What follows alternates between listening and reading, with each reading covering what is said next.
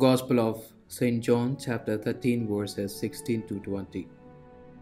Today's Gospel theme is the one who receives me. How do you treat those who cause you grief or harm, especially those who are close to you in some way? In his Last Supper, Jesus addressed the issue of fidelity and disloyalty in relationships.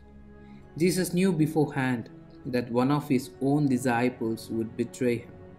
Such knowledge could have easily led Jesus to distance himself from such a person and to protect himself from harm's way. Instead, Jesus expresses his love, affection, and loyalty to those who were his own, even to the one he knew would stab him in the back when he got the opportunity.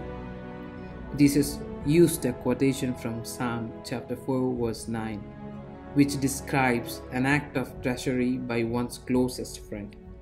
In the culture of Jesus' day, to eat bread with someone was a gesture of friendship and trust.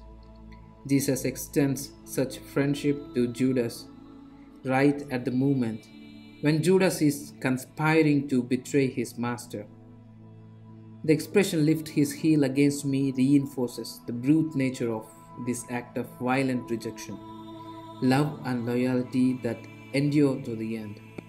Jesus loved his disciples to the end and proved his faithfulness to them even to death on the cross. Through his death and resurrection, Jesus opened a new way of relationship and friendship with God. Jesus tells his disciples that if they accept him, they also accept the Father who sent him. This principle extends to all who belong to Christ and who speak in his name. To accept the Lord's messenger is to accept Jesus himself. The great honor and the great responsibility a Christian has is to stand in the world for Jesus Christ. As his disciples and ambassadors, we are called to speak for him and to act on his behalf. Are you ready to stand for Jesus at the cross of humiliation, rejection, opposition, and suffering? Prayer. Eternal God, who are the light of the minds that know you, the joy of hearts that love you, and the strength of the wills that serve you, grant us so to know you that we may truly love you, and so to love you that we may fully serve you, whom to serve is perfect freedom in Jesus our Lord. Amen.